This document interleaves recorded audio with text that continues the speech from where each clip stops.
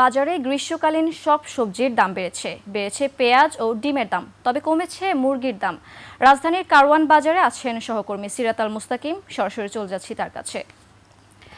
মুস্তাকিম, বাজারে কোন কোন সবজির দাম বাড়তির দিকে, বিস্তারিত জানাবেন আমাদেরকে।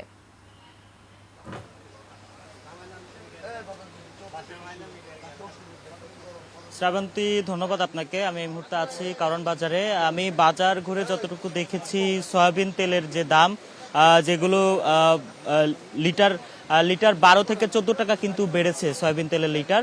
এবং পেঁয়াজের দামও কিন্তু গত সপ্তাহ থেকে ৫-৭ টাকা বাড়তি, অর্থাৎ গত সপ্তাহে কিন্তু ৫৫ টাকা কেজিতে বিক্রি করা হচ্ছিল।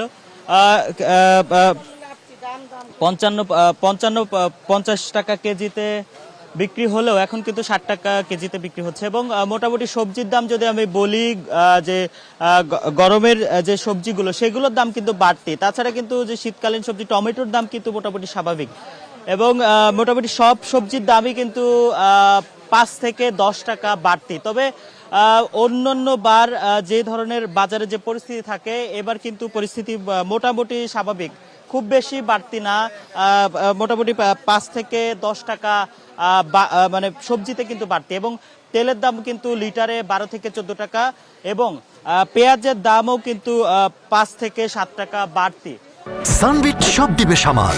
সানবিট ম্যাজিক প্রেস ডিশওয়াশিং এর মাথা ঘোরানো সলিউশন। এবং সব